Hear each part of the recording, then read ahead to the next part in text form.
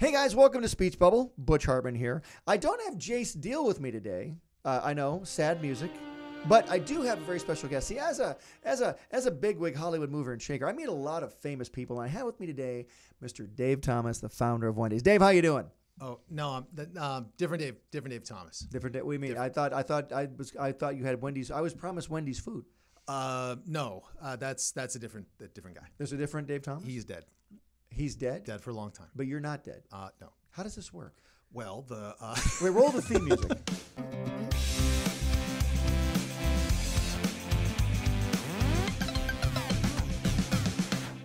All right, that was our theme music. I'm Butch Hartman, and of course I have a Dave Thomas here, but to me, he's a more special Dave Thomas than the actual founder of Wendy's. We have Mr. Dave Thomas, the super... You've got many titles. I'm going to have to run through this now, okay? First of all, you're a friend of Butch Hartman. Number one. That's number one. Number one. Top of the list. Secondly, you're an amazing storyboard artist. Thank you. Amazing animator. Okay, animator. Yeah, well, I was amazing animator. Amazing storyteller. Amazing, what else is there? Amazing writer.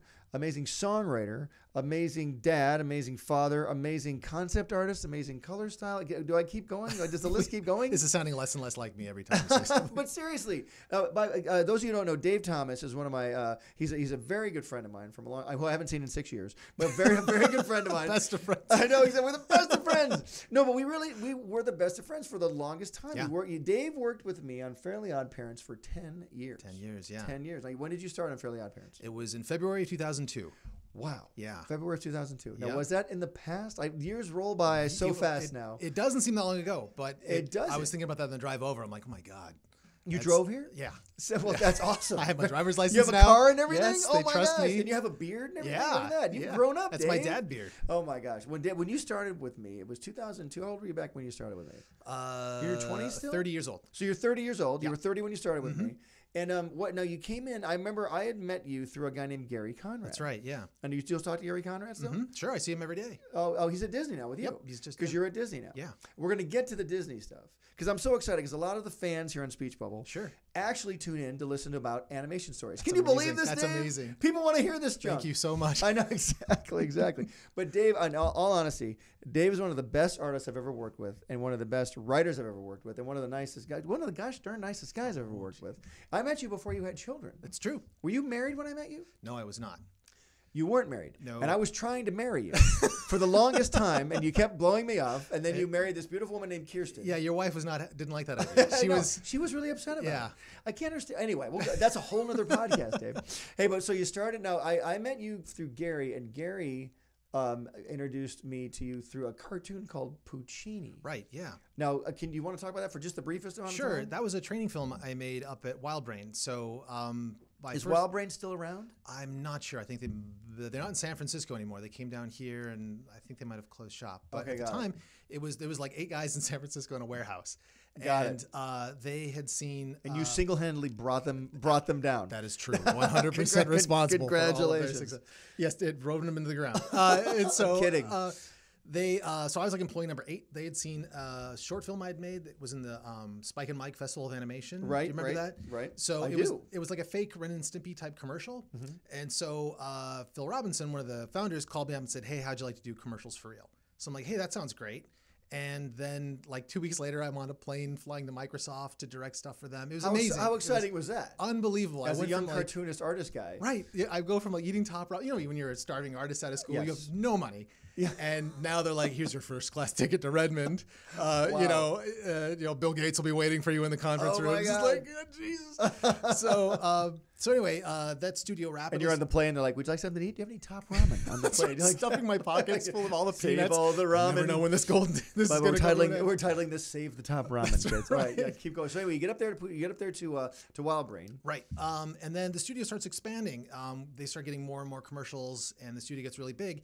And basically, they want to make all the animators and all the assistant animators into animators, all the animators into directors, and so they asked me to write a short film, hire a crew, and then basically train all the assistants. And you're like what? In your mid-20s? Yeah, right out of school. Write a short film, hire a crew. Yeah.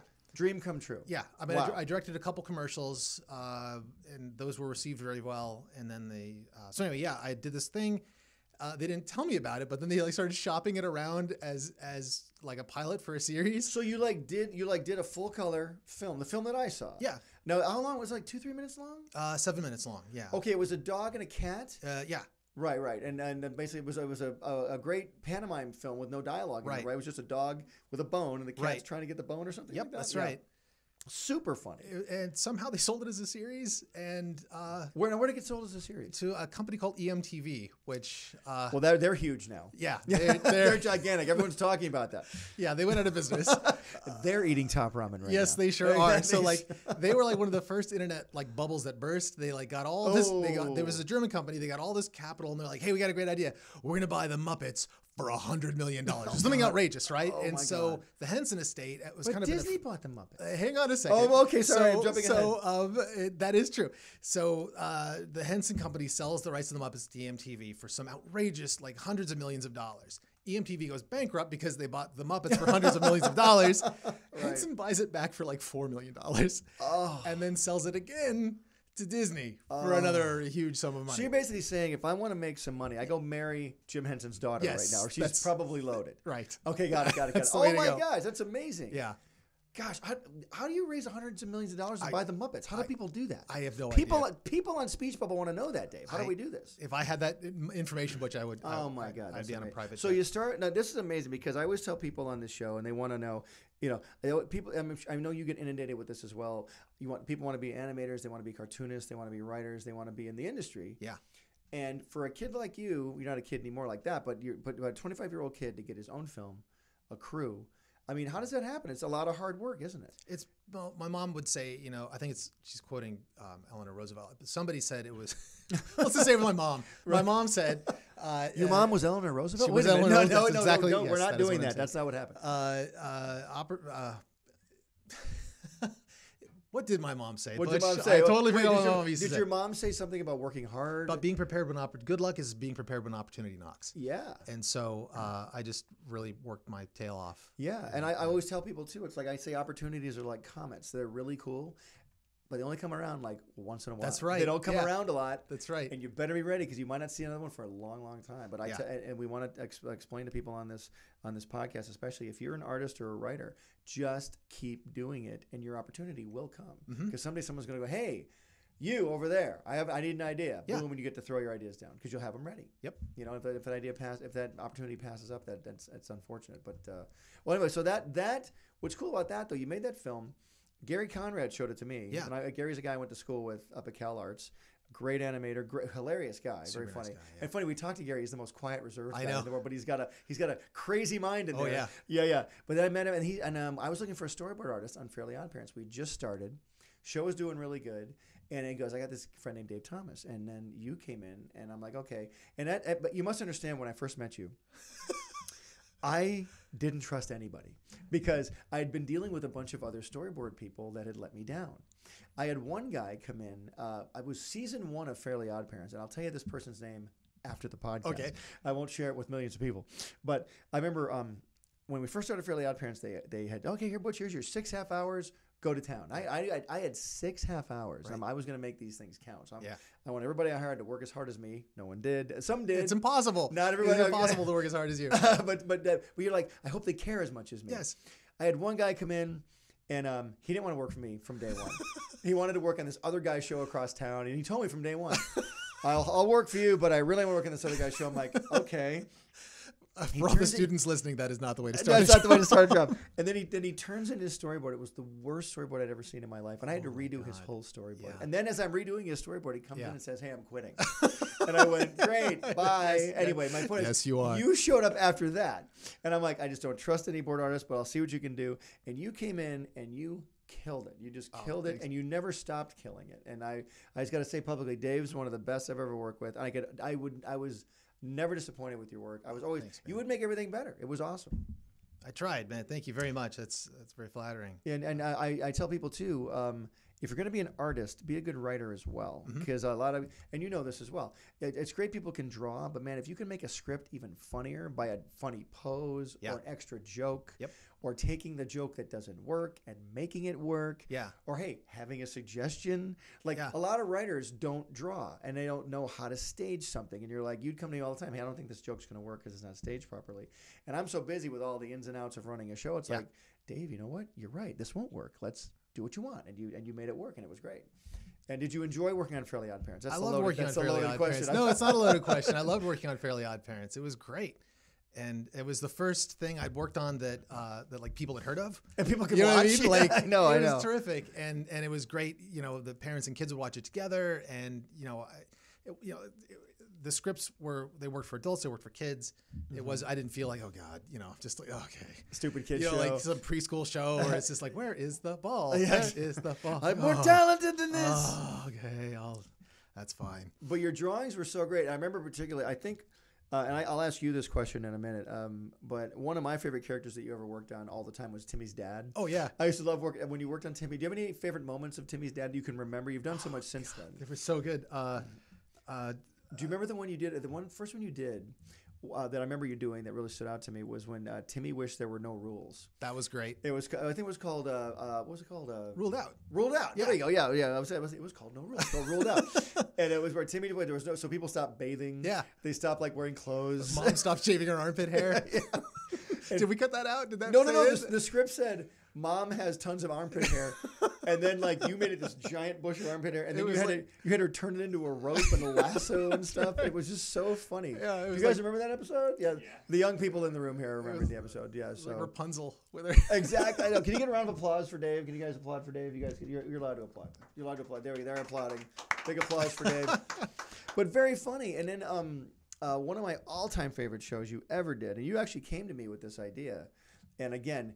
You're so busy. And I think when you came to me with this idea, we were doing Danny Phantom at the same time. Yeah, so I was doing Danny Phantom and Fairly Odd Parents at the same. Because why not? Because remember those days? Remember the hardest job on earth? Why don't I do two of those at the same time? Let's do another one. Yeah. But you came me too. You said, hey, wouldn't it be great if we did Fairly Odd Parents as an old-fashioned cartoon, like a Mickey Mouse cartoon? Yeah.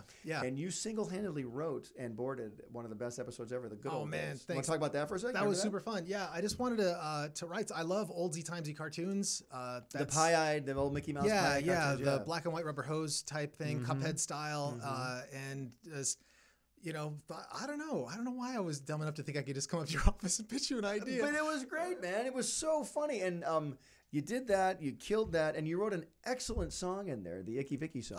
Yeah, that's right. Do you remember the words to the Icky Vicky song? Because Dave, I remember the words. Oh boy. Who's got a smile like a wild boar? Whose teeth cut chain at the hardware store? Whose heart is rotten to the core, Icky Vicky. Boop-boop-de-doo. That's right, people. Young people, do you remember that?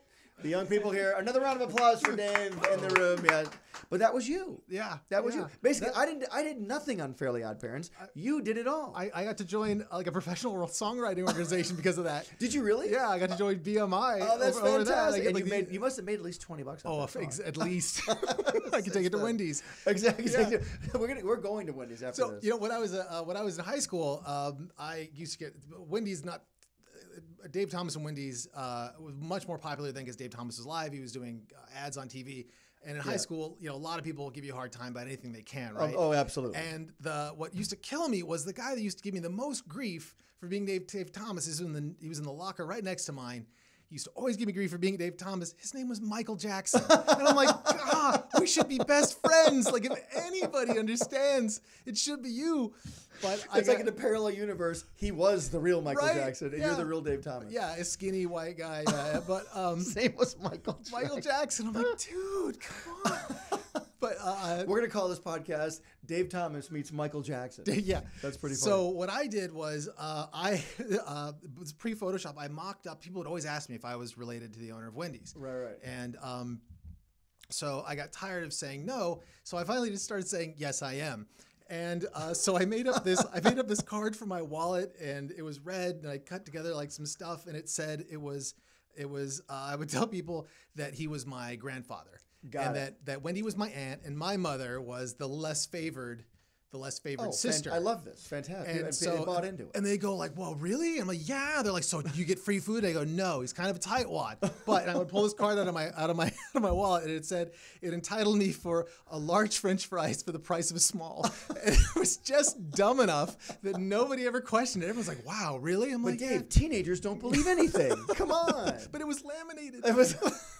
That makes it you official. You can't fake that sort of thing. You can't if it's laminated. You couldn't just go to Kinko's. Oh my God! So you worked on Fairly Odd Parents for how long? 10 years. Gosh, 10 years from 2002. But I took a couple breaks in there. I worked on Teenage Robot for about 5 minutes, and then I worked on El Tigre because this is how Nickelodeon worked back then. Yep. They had this goose that laid golden eggs. Yep. And every couple of years they go, "Why don't we just turn that goose off? Why don't we just stop that goose from laying eggs?" And they would not cancel because they never cancel anything. They would pause Fairly Odd Parents. I know. Like, "We're not gonna make any more Fairly Odd Parents. It's laying golden eggs." Yeah, but I think we can. I don't think we need those golden eggs anymore. And then about 6 months later, someone would go, "Hey, wait a minute, like." So why'd we cancel that again? Where'd those golden eggs go? Like, shouldn't we? Oh yeah, and it would get greenlit again, and everybody would come back. We have talked about that at length on this podcast, and I made some videos on YouTube with like a whole thing about how Fairly Odd Parents got canceled. It was like 5 times. 5 times. Remember that? It was like 5. Yeah. We had how many rap parties did we have? Like constantly. 5? I know. And they got less and less grand every time because no one believed it. I know. It was like Lucy and the football. They're like, "Oh, we're all gonna be back." Thank you for the free shrimp. This is delightful. And FOP, we just ended it like last You'll be back. year. I think it'll be back. I really do. You're gonna be back. It really truly is. I mean, we had, because of people like you being so great, we had so many great times in that show, and just the writing process. I remember there were so many great writers in that show, though. I mean, I know. Thick with talent. I know. We really stressed writing, and we stressed art. We love stressing the art, but we always stressed the writing on top. Absolutely. In fact, you and I worked together on one great episode, a elementary school with Foop and Poof. Oh, that was so fun. Remember that? It was called Love Triangle. Yeah. With Goldie Glow, the Triangle Girl, and Foop was in the class play, and he wanted to sabotage it because Foop wanted to play Mr. Cookie. I want to play Mr. Cookie. That's right. Yeah. And then Foop auditioned with this big, huge Shakespearean soliloquy. And what did Poof do? He went poof poof. Everyone's crying. Genius, weeping. That's the greatest. That was beautiful. My life is meeting. Exactly. Incredible. But so funny. And I mean, and then what did you work on for me after that? You worked with me. You went out. We'll talk about El Tigre and all that in a second. Yep. Let's go in Butch Hartman order for a moment. Yep. Then you touched Danny Phantom. Danny Phantom. Yeah, briefly. You boarded one episode. I believe. Yeah, that was a lot of fun. And I think the audience wants to know which one you boarded. Do you remember the one you boarded? I don't remember the name of it. I don't remember it either, but it was one they go to the water park. They go to the water park. I don't know which one it was. Yeah. But that was the one. Yeah. Sam is like, doesn't want to be in the sun. She's all dark at the water park. And I forget which one that was, but that's when you worked on. Yeah. This is probably not for broadcast. You can say whatever you want. We have editing. Dave, we have editing power here. No, it was great because the head writer at the time, great guy, I really like him. He was working on a lot of stuff. I remember him. Yes, he was working on several other shows because there's like, why can't I write 3 shows at the same time? Sure, why not? You guys really ruined. Like, I was just like, I am not that talented. I should never do this. I can't run 3 shows at a time. It's just like, I felt so inadequate. But I remember getting the script from him, and it's like, ugh. This doesn't make any sense. Like, it literally makes no sense. And Dave, that's exactly how I felt all those times too. Yeah. So it's like, and I would go like, oh man, and so I went to his office and I'd like made notes. I was really nervous to talk to him about like changing things because I really respected him as a writer. He's very funny, really great writer. Yes. And I went to his office and I'm like, hey man, like, I hope you don't mind, but I changed a few things. He's like, yeah, that's great. Just do it.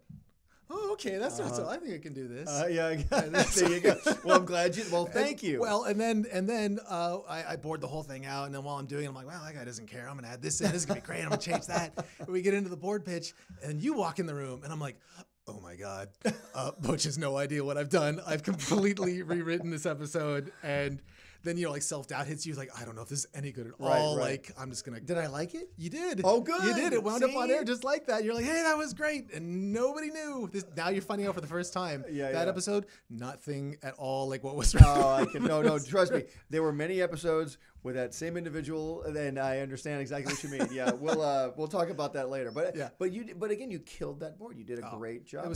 I screwed up. I screwed up one thing. I remember afterwards, like, I'm sweating. I'm like, oh my god, like I changed that. Like, Butch is not gonna like this. I'm in trouble with the boss. Like, I kept all my stuff. Like, I'm putting stuff in a box. I'm getting ready to leave. And then I think your assistant at the time was it Molly? Molly was my first assistant. My second assistant was Austin. Third assistant was Joanna. Were you there in the Molly? For all of them. Joanna? I was there when Joanna became a writer. Yeah. She's now a very successful writer. She's a very successful writer. She's doing, because Butch Hartman gives people chances. You do. Yeah. No, but she was great. But Becky was after her. Remember Becky, that? yeah, of course. Remember Becky Wangberg? Yeah. Becky also became a writer too. Oh, I didn't know that. Becky became a writer, yeah. That's great. So whoever it was knocks maybe it might have been Deirdre, even more scary, the line producer. Yeah. Dave, Butch would like to talk to you in his office. So I'm like, oh God. Well, it was nice knowing everybody. I'm like shaking hands on the way up there. I'm like, well, this is it. It was a good run. I had the only office up this flight of stairs. Up the stairs. It was like, oh God, it's like the long walk. Dunk, dunk, dunk, dunk, dunk. Yeah, you had to walk up the stairs. I stick my head in there. Butch, hi, yeah. You're like, yeah, come on in. I'm like, oh God. You're like, have a seat. And you're like, I want to talk to you about your board. And I'm like, oh no. Oh God. Oh God, what did I say? What did I do? You're like, yeah, I really got to talk to you about this. And I'm like, I'm done. This is all over. And you put the storyboard down in front of me, and I'm like, yep, there you go. And you go, the characters have 5 fingers, not 4. And I'm like, oh God, thank God. That's all I said. Oh yeah. My God. Oh wow. Well, Dave, I still want to talk to you about that. Yeah. That's why I had you in here today. Next time, Dave, just remember 5 fingers instead of 4. I'm like, oh, okay. Oh, thank God. By the way, that was probably the 50th meeting I'd had that day. and every other meeting was someone was either crying or someone's work had to be completely redone. Right. Yours was the only one. You're one of the only people I didn't have to completely redo their work. I got to tell you, it was amazing. And Ben Balistreri, who's Ben too, yes. Unbelievable. Yeah, he worked on the Ben. We got to Ben in here someday, but Ben did the amazing designs on Crash Nebula. Yeah, pilot we that's did. right. Remember that pilot we did? The backdoor pilot you did. The backdoor Didn't pilot. you sneak it in? We snuck it in. You're like, yeah. It's just, oh no, this isn't a pilot. This is an average episode of Fairly OddParents. Yeah, exactly. And you brought in a whole new We team. actually did it as a pilot, and then they made me put it in Fairly because they weren't going to make it as a show. Okay. So I had to put it in the show. I have to show this somewhere. Yeah. So we put it in. But that was back when I was just trying to get pilots made like crazy. That was great. That was Eric Weiss and Ben Balistreri. And Steve Silver. Steven Silver. Yep. Incredible. And I got to do the bumpers for that. I remember that, yeah. I was so excited to be part of that. Yeah, because I trusted you. Dave can do the bumpers, meaning the Fairly OddParents moments before and after. We'll wrap around. Exactly. Oh, that was amazing. And then you had a huge hand in Tough Puppy. You want to talk about that at all? Remember, what was your experience like on Tough Puppy? That was terrific. Like I remember, when you had the idea for it, we were still on. I came back to work on more Fairly OddParents. Yeah, because you would. Let's jump to El Tigre for a sec. Because you worked on El Tigre. Now, what did you? Now, for me, you were a board artist and just fantastic, and you definitely helped with the writing. We gave you writing credit when you helped out and stuff like that. And then you jumped over to El Tigre, and you were you a director over there? You were a producer I was the supervising producer and director. Right. So at that point, Jorge Gutierrez, the creator of the show, he had done character design, but he hadn't run production yet. Right. And from my experience up at Wild Brain on the Puccini show, I knew a little bit about running, and from working on your show, and I think seeing how not to do things with me. I think Butch Hartman. No, but the Fairly OddParents, for people that don't know, was extremely well run. It was very organized. We were on time. We were on schedule. We were on budget. It ran like clockwork, and we do commercial art. So commercial, then art. So commerce first, then art. And part of that is being professional, showing up on time, doing what we're supposed to do. I wish people would understand that more. And to do good work on schedule. Yep. Right. So Fairly OddParents, great show. We were winning awards. We were getting things done, getting good ratings. How many Emmys have you won, by the way? Two Emmys. Did you win them for? What'd you win them for? I won one for storyboarding on Fairly OddParents, right? And for Dadbracadabra, that was for Dad. That was where Dad becomes a magician. Yeah. We did a Chris Angel thing. Yeah. Like Mind Freak. Oh my God. So, did you guys ever see that one, the Mind Freak one? He's in goth makeup. Oh God, it was so funny. Yeah. It was hysterical. Yeah. Then what was the other Emmy you won?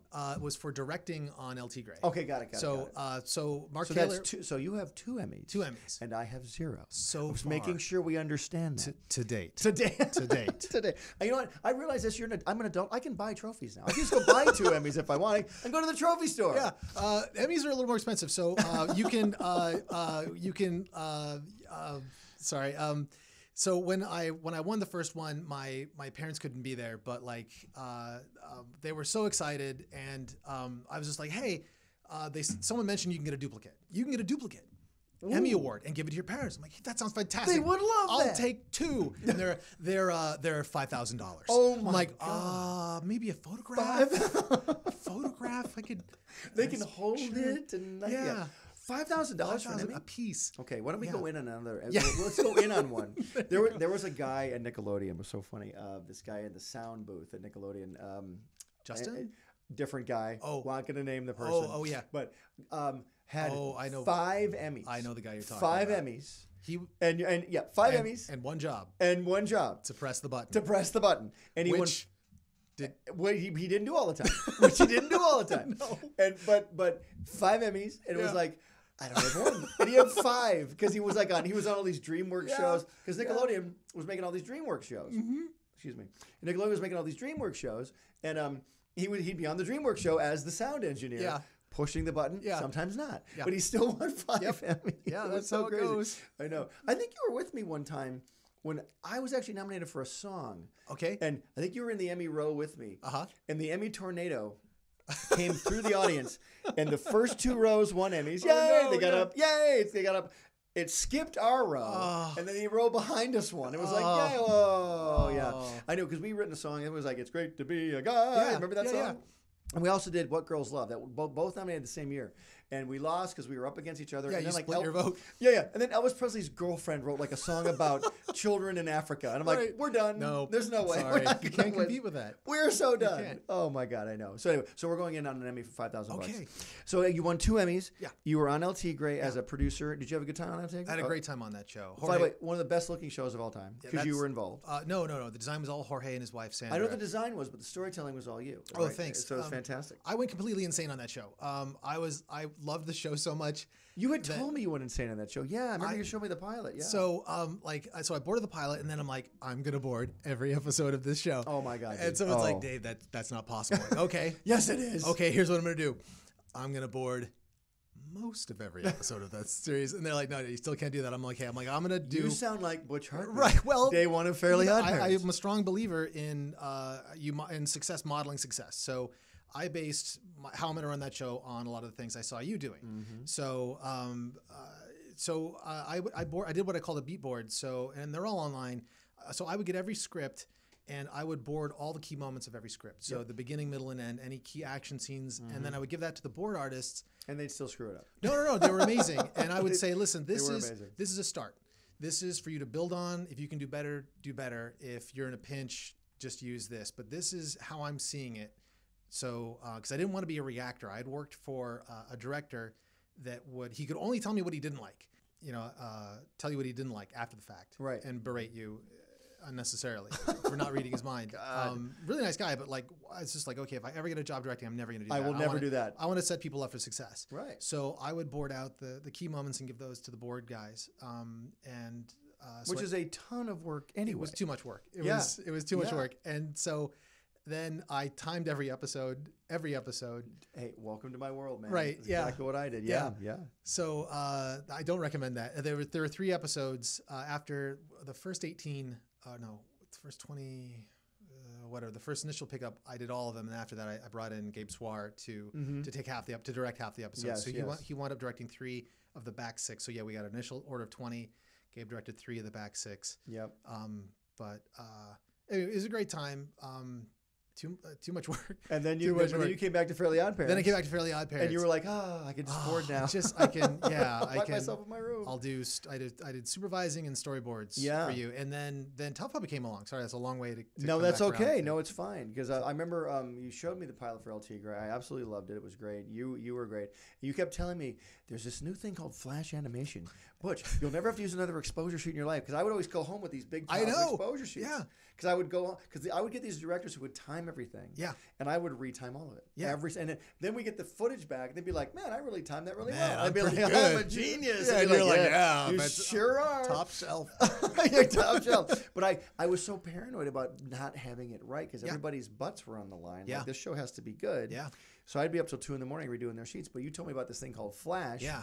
And it was like, well, I'll try that, Dave, but I don't really understand it yet. Now I love it and completely appreciate it. But because it's just had to evolve a little bit. Yeah, and then Tough Puppy rolls around. Yeah. And can you tell me a little bit about Tough Puppy, your experience on that? That was terrific. I got to be in there, for the ground floor and kind of see how it was done, because Fairly Odd Parents, I came in second season. Yep. It was already up and running. It was already a success. Yep. So to see Tough Puppy get up and running was terrific, from just raw concept to having it picked up by the network to casting voice actors. Yeah, and you were in on the casting of the fabulous Jerry Trainer. Yeah, because we couldn't find a guy to play Dudley. Yeah.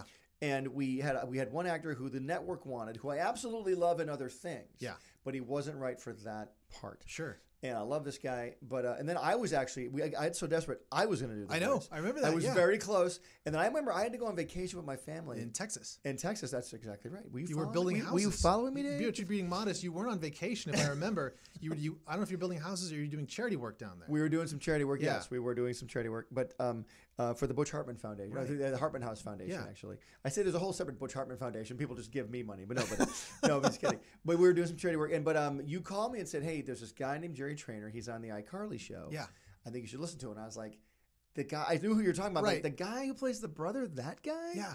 And you sent me the tape. It was an MP3. This fancy what is format of the future. What is this thing you're sending? It's like Star Wars. What do I play it on? What do I play it? Turner, mother. I'm ready. I always do SpongeBob on here. So anyway, I listened to him and he was really funny. Yeah. I said, I want to come in and hear him again. We were all there in the room. And I got back to Nickelodeon and he just killed it. And he just killed us. And we're like, that's the guy. Yeah. And what great thing about Jerry, and I tell people on this podcast all the time, is like, when you have an amazing actor, you can really write for that actor. Oh, yeah. It just becomes so much funnier. He is so funny. He makes things that aren't funny. Oh, God. And I know that because I believe Ray DeLaurentis deferred to me on writing. I wanted to be a writer, like a proper writer. And I think he's like, Dave, you can write the sides for the voice auditions or something like that. So I write them and they're terrible. I mean, they're terrible. and all these great voice actors are coming and reading them and my lines are terrible. So they all seem like terrible voice actors. And I'm just like flopping and like Ray's giving me the side eye, like, why did I trust this idiot with this job? Right. And then we finally get Jerry in there. My question is, why didn't Ray do the job himself? I think I begged him. That's my only question. There might have been some crying involved and begging. And so then Jerry comes in and all of a sudden I'm the greatest writer in the world. And I'm like, yes. Could it be the chameleon? Super genius. Oh my God. Yeah. But no, he's incredible. He made everything funny. Jerry made everything funny. Your boards made everything funny too, because you would board that show so funny. In fact, one of my there's so many episodes you did that were great. There was one scene we did where Dudley, a kitty goes, "Dudley, I've got a surprise for you." And you're like, "Is it candy?" And you just drew him. "Is it candy?" "No, it's not candy, you idiot." Well, you did the Christmas episode. Yeah. Which was just so funny. The Tough Puppy Christmas special. And if you haven't seen it out there, people, if anyone out there hasn't seen it, it is one of the funniest shows I've ever seen. It was a lot of fun. Oh, gosh. And in fact, I just recently began working with another company on the side. And the guy who called me, I never get this. The guy called me. He goes, "I love your work." I'm like, "Oh, thank you." He goes, "Tough Puppy was one of my favorite shows." And I said, "That's cool." I said, "Did you say Tough Puppy?" Right. Usually they say Fairly Odd Parents. Yeah. He goes, "The writing on Tough Puppy was so great." And he goes, "The way you played those characters, it was so that show gets a lot of. It's an underappreciated show, but I think it'll be more appreciated in the future. It's really funny. That's the great thing about the internet. It's all out there. It's all available. I agree. But it's, we had really great writers, Ray DeLaurentis, Will Schifrin. Oh, yeah. Incredible. Oh, yeah. Terrific cast. And you definitely helped out a lot. I was in there as well. Yeah, the writer's room was Kevin a lot of Sullivan fun. was in there. Kevin Sullivan, he's now on Loud House. On Loud House, yeah. He's a really great guy. So, and then, our even the writing assistants are now very successful writers. There was Christine and Joanna, who was my former assistant. Now she's a writer as well. I think they're a writing team, actually. I think they were writing. They're like a superhero team. They fight crime and they write cartoons for kids. That's right. They moonlight. Exactly. But they were great. And then so Tough Puppy went for like 3 seasons, and I think you left in 2012. I remember when you called me to leave because you were going on to something bigger and brighter. I was doing the second Fairly Odd Parents live action movie. Right. I was up in Vancouver. And I was on the set of our Christmas movie, and you gave me a call and said you were leaving. I was bummed because you were leaving. Yeah. That was a very hard call to make. I know. I'm sure it was. I'm glad to hear you say that because I hope you were tormented just a little bit anyway. Well, of course. I mean, I've been with you for 10 years. I mean, like it's literally true. I bought a house working for you. Like nobody. See, I didn't go to CalArts, so I didn't have the network of friends to kind of support me and give me jobs. There was nobody I could call. So, it wasn't lost on me that you took a chance on me and you're so great. But see, you say I bought you the house, but you earned that house, Dave, because you were so talented and good. I always appreciated the opportunity. So it wasn't, I didn't take it lightly, Well, I appreciate that. I remember I was working on the Shiny Teeth song. Oh man, that was a good one. On a Saturday. And you came up, and that's the first time I met your wife. You introduced me to your wife. I was working on a Saturday at Nick, and I'm working on the and I was trying to, because the song starts off as dee dee dee dee dee dee dee dee, and I'm like, how do I start this freaking song? And I'm sitting there working, and you brought your wife up, and you're like, and I met your wife. I always associate that with working on the Shiny Teeth song, because right when I was coming up because with you that, were just about to solve that problem, and we you're interrupted like, you. Hey, Butch, it's You're me. like, oh, Jesus. No. Thought I could get some peace on a Saturday. No, but it was funny because you were there on a Saturday as well. Like you were there because I was like, oh, Dave works hard. He's here on a Saturday. Maybe just you're touring around, but you're like, the work meant a lot to you. Yeah. And I can tell. You can always tell the people that it means a lot to who are there all the time. And I tell people, too, if you're going to be in animation or be a writer or anything, it's not just your hobby, it's what you do, and you need to love it. And I mean, you're like me. Like, you really don't feel you've ever worked a day in your life because you love what you do so much. I totally agree. And it's an all-consuming passion. It's something that, you hear people complaining about their jobs, and I just don't understand it. I can't relate. I know exactly. I look forward to Monday morning. I love going to work. Yep. It's the best thing. And I learned, like, my philosophy on art was from commercial illustrators, guys like I don't know if you ever heard of the famous artist school. No, I have not. Okay. Now, are the artists famous or is the school famous? That's what I'm trying to. It is a school, famous artist school. It was all the famous illustrators in the 1930s got together and made this school. Norman Rockwell started it. Oh, got it. So, and Norman Rockwell, he gave him. I've heard of. He's great. You should read these books. They're very practical. Just sort of like, here's how you hold your pencil. Here's how you draw. Here's how you approach your job. And one of the things he said was that do good work first. And get used to doing good work, and then quick work will follow. Oh, absolutely. First learn how to be good, then learn how to be fast. And so, I mean, I worked those hours because it wasn't good enough for me. Like, I don't care. Like, I want this board to be as great as it can be. Yep. And, it definitely showed that. Some people complain, like, oh, I worked 80 hours and I only got paid for 40. It's like, well, they pay me for 40 and I donate 40. Exactly. I want the work to be great. Perfectly said. And you know what else, too, I loved about you? Not only could you draw great boards, and you kind of inhabited the board, you kind of became the storyboard. Right. You could pitch the boards too.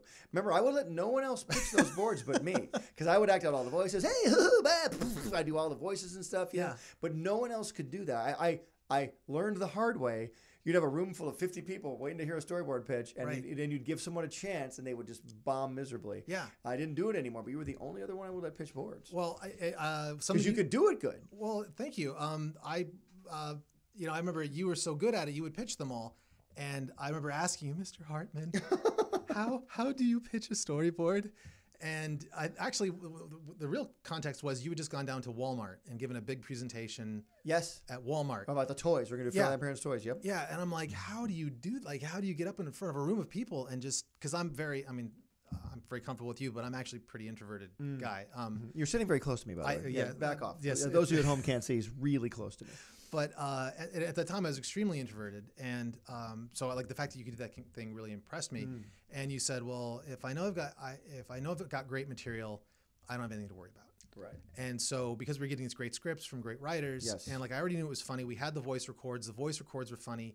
I knew I had good material getting up in front of people. And in those days, the storyboards were pinned to the wall. I know. Right. So I didn't have to look anybody in the eye. This is the early 2000s. Yeah. Yes. Everybody's at these tables behind me, and I'm just looking at my drawings. Yeah. And so it's sort of like, they're your drawings. You've spent the last 6 weeks working on them. Yes. So, I mean, no, really, you feel comfortable, like your friends. It's a dumb thing to say, but you're comfortable with them. So it's just you and me. You're the only person I can really see, and pointing at the drawings. Yeah, because I would stand next to you as we walked along. Yeah. You pitched the board. Everybody else, we got to a point later on where we project the boards on a big screen, which is also your idea. It's a much better way to do it. You were like, hey, Butch, why don't you start projecting the boards? I'm like, Dave, that's crazy talk.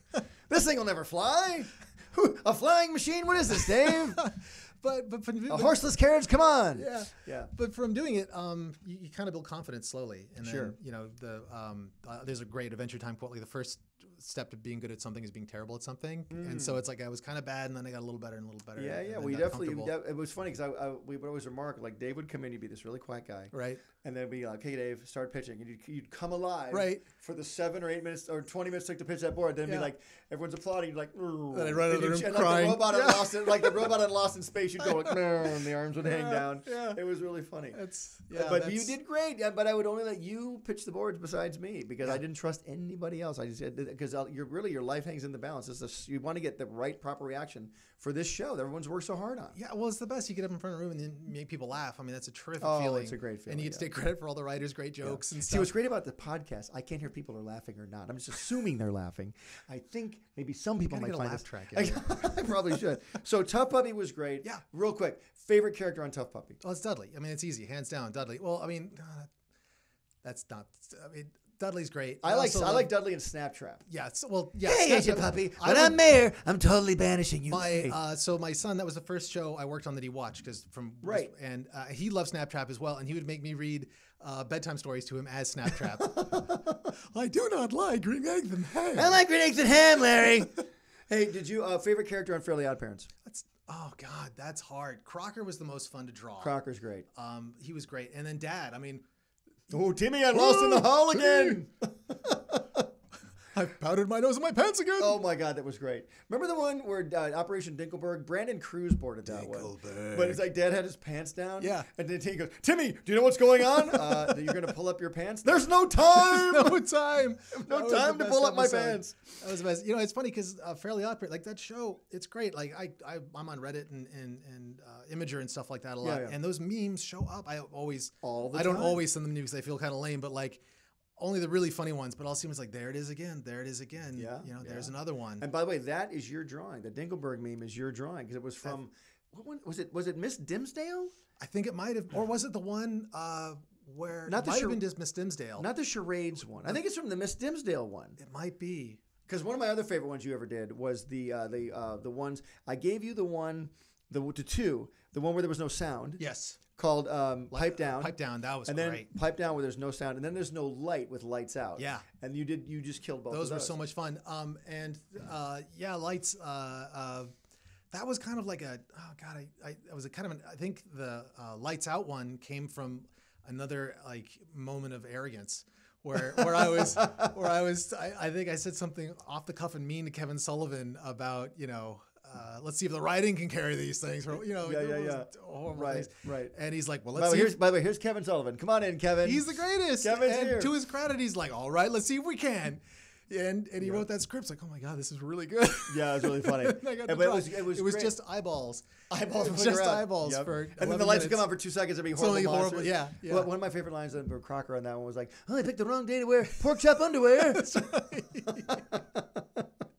All right, so you did Tough Puppy. Yeah. Some show called El Tigre, which wasn't mine, but still amazing. Then you worked on our amazing Fairly OddParents movies. You worked on Epic Catastrophe. Yep. And Channel Chasers. Yeah, Channel Chasers was incredible. That was epic. And the Jimmy Timmy Power Hour. That's right. You worked on that too. Which I've been enjoying lately. It's been showing up in memes online, like all over the place. Greatest crossover of all time. I don't think so. You know what I mean? For Avengers Infinity War. If people say Infinity War is the greatest crossover, me, and just post a picture of Jimmy Timmy Power Hour. The response on that show is so epic. People love that show so much, and they love all three of them. Because I'm doing the YouTube stuff now. People are always going, "Do Jimmy Timmy Power Hour 4." We actually did. I did a video where it's Jimmy Timmy Power Hour 4. Like, if I were to do number 4, what would I do? What are some modern cartoons they would go into now? So the audience submit their answers. So I think they go into, like, Adventure Time. Mm-hmm. They go into, like, Gumball and the regular show. And so I drew the characters in those styles. But, yeah, I did that. It was really fun. You worked on that. What do you think of Gumball, by the way? I have not watched a lot of Gumball. Okay. I think, is Gumball funny? It's very funny. I hear it's very funny. Yeah. I just did a drawing of Gumball for a video. Yeah. And people hate me when I say this. I don't watch a lot of animation these days. Well, you're too busy making it. That's the dirty secret about animators. You don't have time to watch anything. But that Gumball, thing you love most, you can't enjoy it anymore. But I hear Gumball's really funny. Yeah, and it's good. Isn't it like a cat and a fish? Like there's a fish with legs? Yeah, he's adopted. It's fantastic. I freaking love that. That's great. It's terrific. Ben Buckwallet makes it over in England, and they've got a studio in Germany that animates everything. Is the creator from England? He's French. Oh, he's French? Yeah. Okay, so he's in France. No, he's at Cartoon Network, which is in London. They have a European branch. Oh, they do? He's there, and then... So it's like the CIA. It's like you have spies over here and spies over there. Don't hold me that. I'm not sure. It's a European production. Let's just leave it at that. Got it. Do you watch the regular show? I do. Is that any good? It's fantastic. Okay, I hear these shows are really good. It's great. My audience hates me now because I don't watch these shows. Butch, watch the shows. And this might not be... I love Teen Titans Go as well. I like Teen Titans Go too. In fact, I did a reaction video about the movie, the trailer. Oh. When I first reacted to the first trailer, it was a very short trailer, but it was a big fart joke. Yes. And I was like, oh. Okay, but here I was bummed. Yes, of course. And then the Teen Titans voice actors were kind of bummed I didn't like it. So I watched the second trailer and loved it. It was good. It's incredible. My friend Aaron Horvath, who I worked with on El Tigre, he is one of the creators of Teen Titans Go. Oh, wow. And so my son's a huge fan, and so he invited us to an early kind of test screening of the movie. The fantastic. movie's great. The movie of looked. the The movie. trailer looked great, and I even said I think this is gonna be the best DC movie ever made thus far. Non-Christopher Nolan, absolutely. Exactly. I don't count the Nolan movies as DC Universe. Okay. Though, at all, because those to me are like artistic movies made by a genius with Batman in them. Yeah, that's right. Those aren't really superhero movies. Yeah. Even though they are. But I love The Dark Knight. My favorite one is Batman Begins. I got to be honest with you. That's my favorite one. And I love the other two as well. But why is that your favorite one? I like it because I think the storytelling for me is the best. I like Christian Bale in it the best. And I just thought the whole Ra's al Ghul reveal was cool, and just seeing him become Batman, seeing him how to logically make it believe that a guy in a bat suit could be scary. Yeah, I thought it was really good. But the other two I really loved as well. I didn't love the Bane one as much. I did kind of like it. I didn't. It's like that's like the Return of the Jedi for me. Yeah. I feel like there's a great movie in there. Like maybe it got rushed or something. I don't know. But Nolan is so good. I've never been disappointed with a movie he's done ever. I mean, Inception, I love. I thought Interstellar was great, and nobody agrees with me, but I thought it was great. I was like, it's not the greatest movie, but there's parts of it that are just genius. Yeah, but as somebody who makes something, you look at it and you're just like, my God, like, how do you think of this? It's incredible. Like, I don't know. Well, Inception's the one that got me. Mm-hmm. When I watch Inception, the movie's over, lights go up, and I'm just sitting there like, who thought of this? It's a fantastic movie, and if you like that, you should watch. There's an anime film called Paprika. Which apparently was a big inspiration for Inception. Really? He didn't rip it off. It's just when you watch it, you're gonna go, yeah, it's on par. Are there spices involved in this movie? There's paprika. There's chives. It's no. Oh no, there's not at all. I'm shutting up. Disappointingly, well, no. Let's talk about the greatness of Dave Thomas. So you moved on from me, which everybody does, and you went over to Disney. Yeah. A little studio called Walt Disney Productions. Right. No, Wild Brain. No. But they'll take off sometime. Someday. Now, when you first got to Disney, what did you end up doing when you first got there in 2012? Craig McCracken called me up. He had just sold a show called Wander Over Yonder. Right. And he had seen the El Tigre pilot. When we were making the pilot at Nickelodeon, there was a period like after you finish your pilot where they don't tell you right away. At Nickelodeon? At Nickelodeon. They never tell you anything at Nickelodeon. Right. Yeah, you're like, when, hello, or we met? Yeah, exactly. And you show up to work and you're like, what are we working on today? You going to make the show? We don't know yet. It is very interesting, I know. It takes a long time to get a pilot sold at Nickelodeon. Yeah. A long time. And even after it's done and you know, everybody tells you, oh, we love it, but we don't know if we're going to make it. I know. Yeah, interesting. It's a weird thing. And it's just because, like, I like in development to like storming the beach at Normandy. Like, it doesn't matter if it's good or bad. It's just random. Things seem to get killed at random. You know what I mean? It's just sort of like, hey, everybody, we're making shows for girls. And then like all the girl shows go running up the beach. And then like, no, only boys. Boom. They're all dead.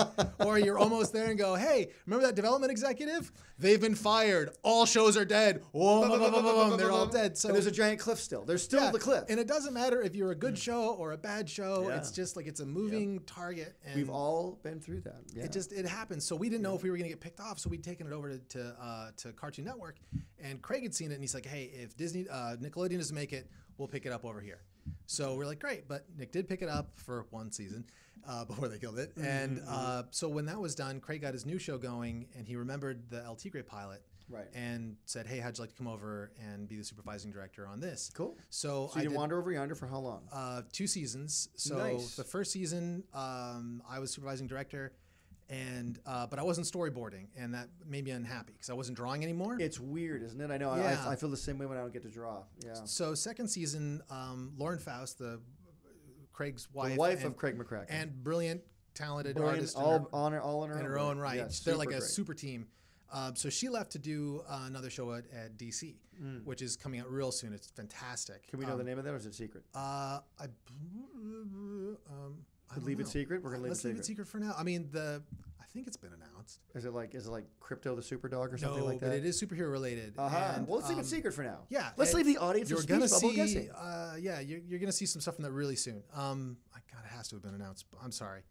No, don't worry about it. It's fine. So Lauren leaves to do that, and Craig promotes me to producer on that show. Got it. So I'm producing and directing, and then I took a board rotation too, just because I'm like, I don't care if I don't sleep.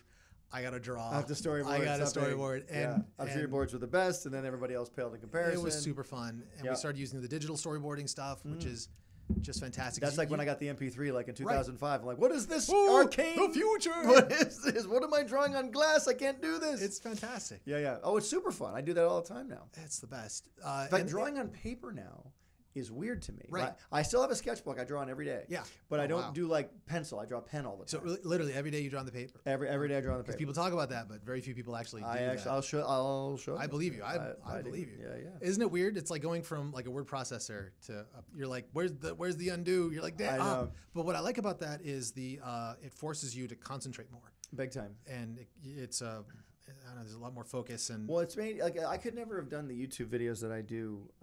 Maybe I could have, but like 10, 15 years ago, because like I would have had to really draw everything with markers and paint. Right. And it would take forever just to do one drawing. And so, but now I can do like 3 or 4 in a day because of the quickness of the digital stuff. I can like, oh, quick, just choose red, bucket fill, or just like, paint real quick. It's easier to do the color. Yeah. But real actual painting would take forever to do that. Yeah. And you couldn't videotape it either. So they're in the same way. Right. So you did Wander Over Yonder, 2 seasons. Now you're on these Mickey Mouse shorts, correct? Yeah. Okay, cool. A guy named Paul Ruddish reintroduced the classic. Paul Ruddish very well. He's the greatest, and Paul's a great artist too, isn't he? Unbelievable. Yeah. He's depressingly good. Yeah, I know. Well, like you, I get sad. You're too talented. Like I hate you, but I am in awe of you, and I feel sad. Yes, exactly. So what is this mix of feelings? Like we were in a meeting, and Paul's one of those guys that like we're getting network notes, right? And Paul's like, he's okay, he's paying attention, but I look over at his pad, and it looks like he's taking notes, but he picks up his pen and he sticks it down on the piece of paper, and then he just starts tracing something, right? And I'm like, oh, okay, that's kind of cool. I don't know what he's doing. And I look over, 5 minutes later, he has drawn a perfectly anatomical horse, which is the hardest thing to draw. Oh my God. Not only that, it's rearing up on its legs, and on its back is one of the apes from Planet of the Apes with a machine gun. And it's like the greatest drawing I've seen in my life. Was it all like one line or something? One line. Like never took his pen off the paper, and he's not even paying attention. It's like better than anything I've ever drawn in my life. And see, this is why I get depressed at night. Right there. This is why. You should, Butch. You haven't accomplished much with your life. I'm gonna have Paul on here. Yeah. Oh, that's great. Do you have a copy of that drawing? Can we see that somewhere? It's hanging in the conference room. Is it really? The Mickey conference room, because everyone's like, "That's the greatest drawing we've ever seen." He's like, "What? This?" He's very modest, no ego. He's like, "Oh wow, thanks." I've got 4,000. Like everyone's like bleeding from their eyes. Like, how is it possible? Not fair. Yeah. So wait. So let me see. Okay. So you did that. There's so many things you're working on. I'm going to try and cram these in here. There's a secret Disney project you're working on. Yes. You can't say the name of the secret project. No. Will we enjoy the secret project? You are going to love the secret project. Is it an action-packed secret project? It is an action-packed. Ooh. Is it based, you can give me this because no one will know, based in modern day or not modern day? It is based in the modern day. It's taking a classic Disney character and updating it for today. Please tell me it's Jiminy Cricket. It is Jiminy Cricket. I know, I've said too much. Oh, burn the tapes! Burn the tapes! Out of here. Kill it! It's Jiminy Cricket. Jiminy Click with Jiminy Cricket. Jiminy Glicket. That's what we're calling it. Hey, with Martin Short is the voice. Hold on a second. I better write that down. And you have a really interesting story here. You were almost arrested for kidnapping Maurice LaMarche. No, Maurice Noble. Maurice Noble. Animation legend. Maurice. Noble. Let's get our Maurices straight. Maurice LaMarche does the voice of the brain. Very Pinky talented voice actor. Right. So you had nothing to do with him. No. But Maurice Noble. That was a different crime, which I'm not at liberty to discuss. Got it. So tell the audience who Maurice Noble is. Okay, Maurice Noble was Chuck Jones. Is that the right way to introduce him? Chuck Jones, the famous Warner Brothers director. Yes. Maurice Noble did all of his layouts. So exactly. If you watch any classic Bugs Bunny cartoon, you'll see Maurice Noble's name on it. You'll see that on there. And so there's the one he's famous for is What's Opera Doc. It's been voted like the greatest cartoon ever made. It's like don't look so perplexed. Can't you see your next? Wait, why must you be vexed? Is that the one? No. That's the Barber of Seville. Hilda, you're so lovely. Oh, yes, I know it. I can't help it. Oh, that one. Yeah. I don't like that one as much. Oh no. I like it. I like the Rabbit of Seville. Ones too. I like the Rabbit. I know.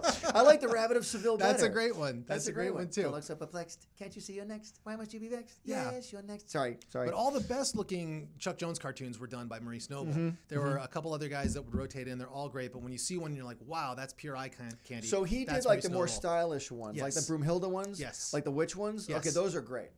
She might not be very pretty now, but she was somebody's baby once. That's right. Yeah, that's great. Right. And she'd run away, and the bobby pins would fly in the air. Yeah. Oh, I love those. So, and those were Maurice Noble making fun of UPA. If you look at them, they're like intentionally, bizarrely flat. Like the sofa is painted onto the floor. Yeah. No one could possibly sit on it at all. Yeah. So that was his kind of thumbing his nose at UPA, which would do the really flat graphic of course. stuff. But Maurice had seen that training film that I did, that Puccini film, And so he had seen it and he liked it. He was up in San Francisco. He saw the film and he said, "Hey, how would you like to come down and hang out with me at my house in Los Angeles?"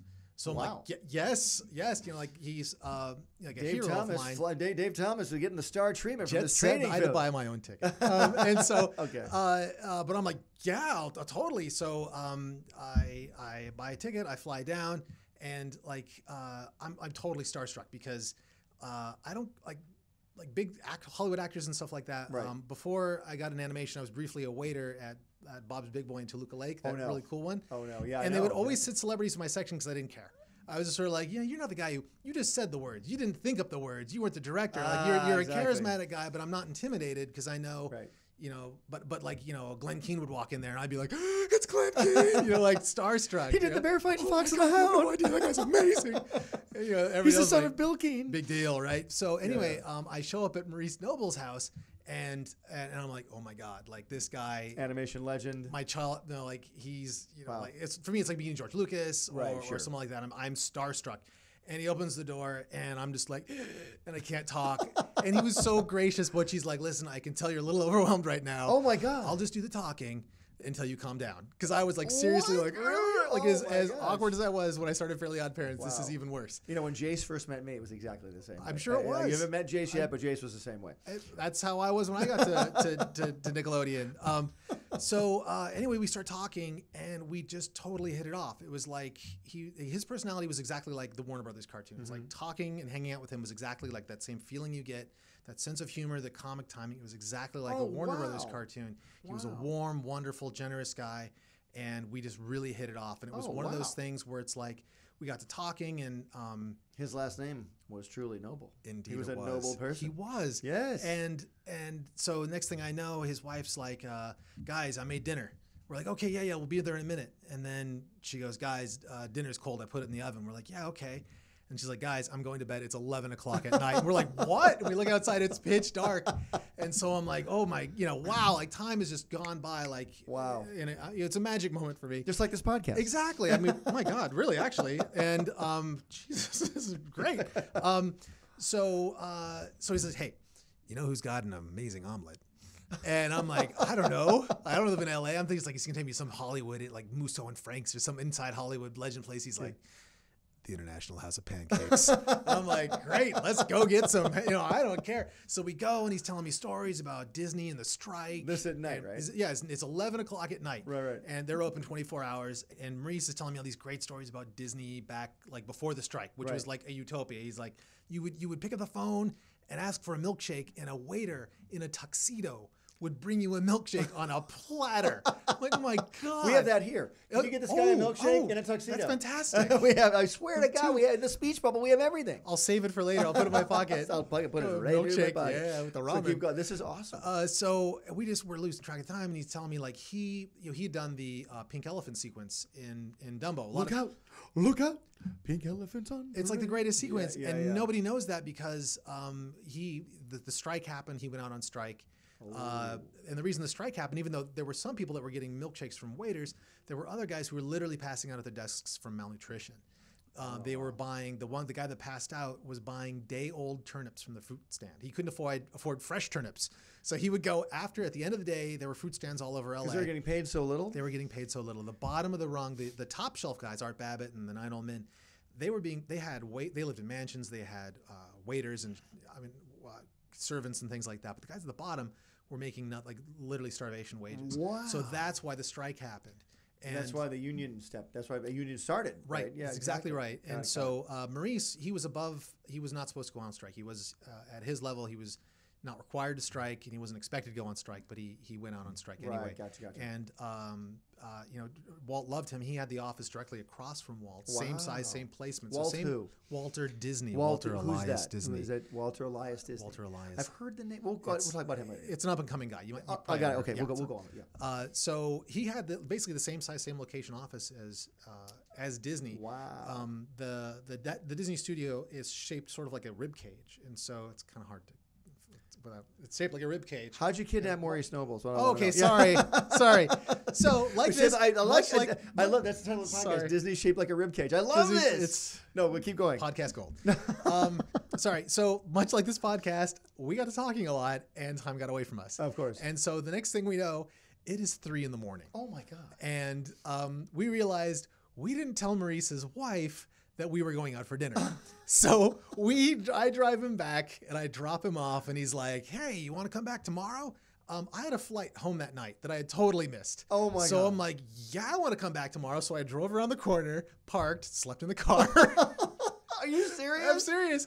In rural Glendale, actually La Cañada, Flintridge area, and maybe La Crescenta. Anyway, so I wake up, I buy a toothbrush and a razor, and I'm like shaving in the bathroom, and I come back to his house, and Maurice comes out. He's like, "Hey, Dave, you might want to be a little play a little, lay a little low today. We're on the wife." I'm like, "Why? What do you mean?" He's like, "Well, we didn't tell her we were going out to dinner, and she woke up at 2 a.m, and I wasn't there, and I don't know why, but she called the police and told them that you kidnapped me."